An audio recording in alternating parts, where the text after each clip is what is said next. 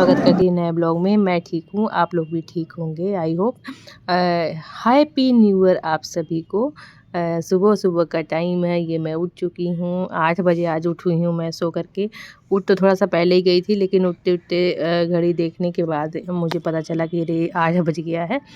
तो क्योंकि न आज लेट नाइट सब लोग सोए हैं, 12 बजे तो हम लोग वहीं से आए थे, पार्टी चूँकि पार्टी थी।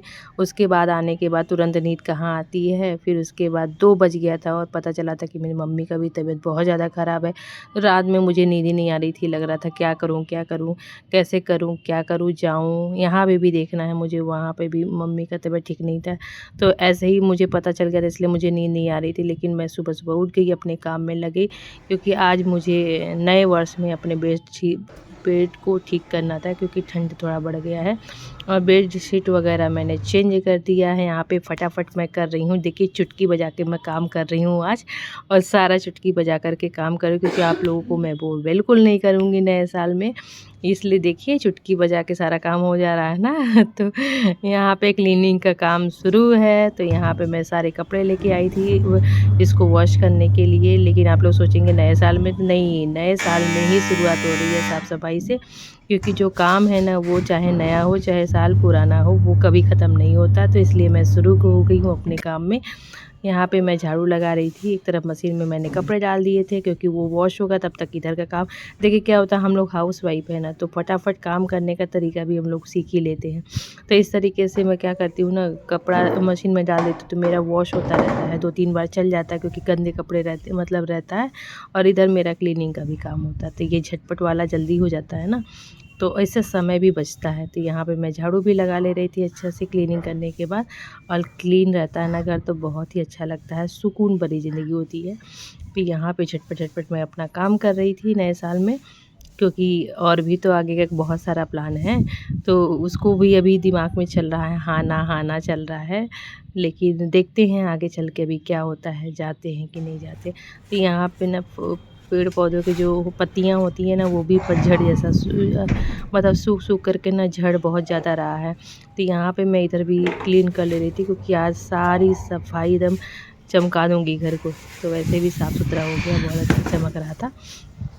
फिर यहाँ पे भी मैं धो देती हूँ डेली, क्योंकि ना साफ़ सुथरा रहता है तो अच्छा लगता है। और इधर से जैसे हम लोग आते जाते हैं ना, तो अंदर डस्ट नहीं जाता है, तो इसलिए मैं यहाँ पे रोज़ रेगुलर धोती हूँ। कहीं कभी छूट जाता होगा, लेकिन अधिकतर मैं यहाँ पे उधर झाड़ू पोछा करने के बाद लास्ट मेरा इधर ही क्लीनिंग का काम रहता है। यहाँ पे साफ़ करने के बाद ही मैं उधर चली जाऊँगी बाथरूम में अपना, क्योंकि कपड़े भी धुल रहे हैं, वो भी धुलना है। और यहाँ के जो पेड़ पौधे हैं ना, थोड़ा धूप नहीं लग रहा है, तो इसकी वजह से ना पत्तियाँ सूख रही हैं। देखिए धूप ज़रूरी है सब चीज़ों को, तो इसलिए पेड़ पौधों भी यहाँ पे ना अब धूप नहीं आएगा।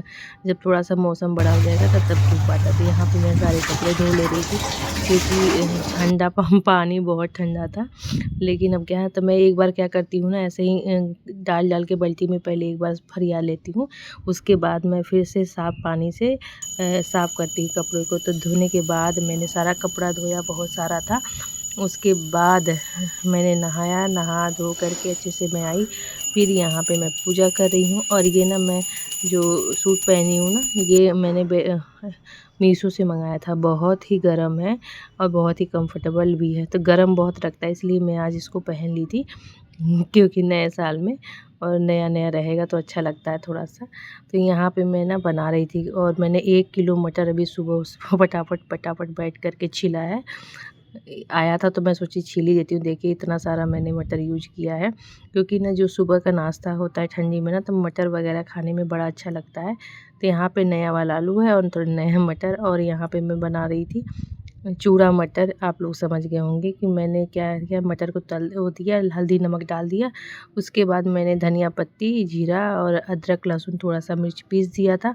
और इस तरीके से ना बहुत ही अच्छा पोहा बनता है, चूड़ा मटर इसको बोलते हैं। आप जो भी समझ सकते हैं, यूपी में ये फेमस है। हम लोग ऐसी ही मम्मियाँ बनाती थी, तो वैसे ही मुझे भी पसंद है, हस्बैंड भी खाते हैं। थोड़ा सा गरम मसाला डाल देंगे तो उससे और आपका टेस्ट बढ़ जाएगा। ज़्यादा नहीं, हल्का सा आधा चम्मच।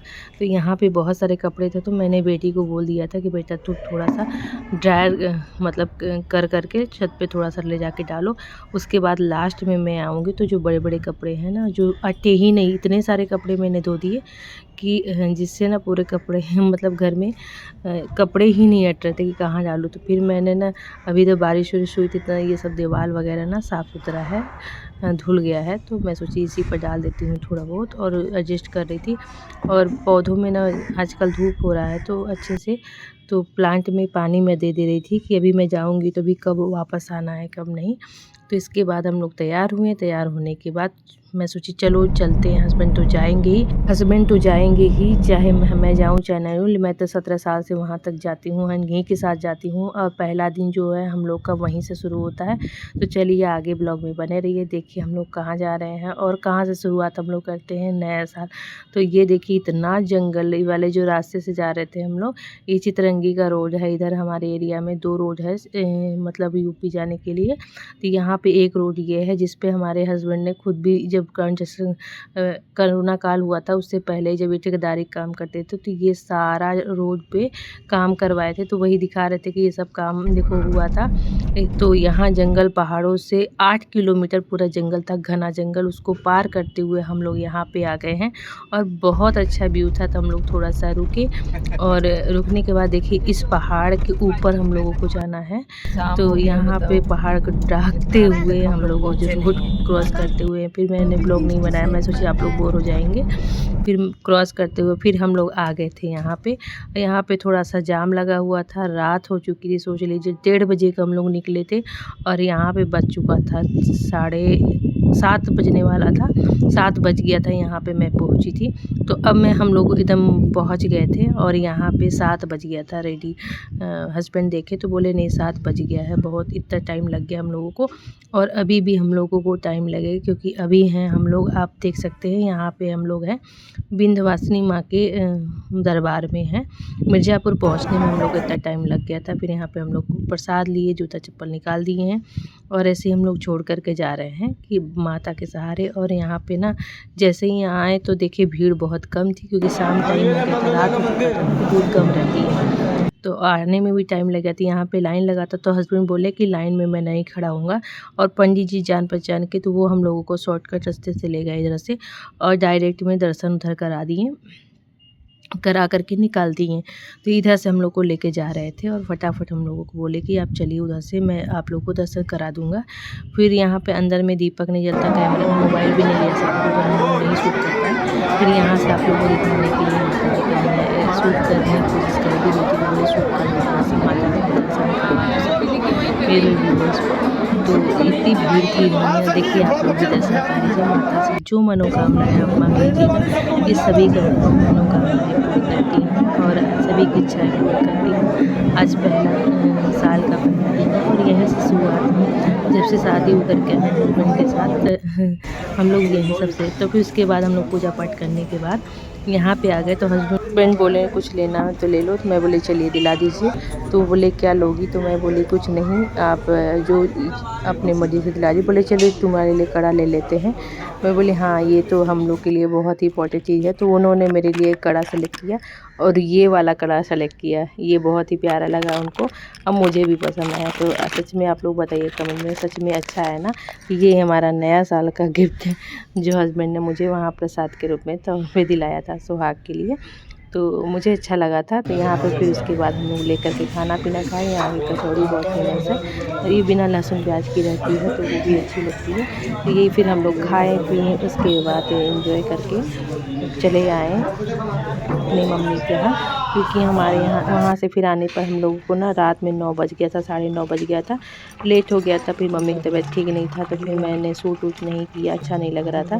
फिर उसके बाद मैं अपने काम में लगी, क्योंकि मम्मी तबीयत ख़राब है, तो मैं सोची कुछ स्पेशल बना देती हूँ मम्मी लोग के लिए, अच्छा लगेगा नए साल में। और यहाँ पे मैं सब्ज़ी काट के रखी हूँ, वो भी मैं बनाऊँगी अभी। यहाँ पे मेरा किचन में काम चल रहा था, और बच्चे यहाँ पे 3-4 दिन से धूप नहीं निकला है, तो वो अपना आग लगा करके बैठे हुए थे शौक के मारे।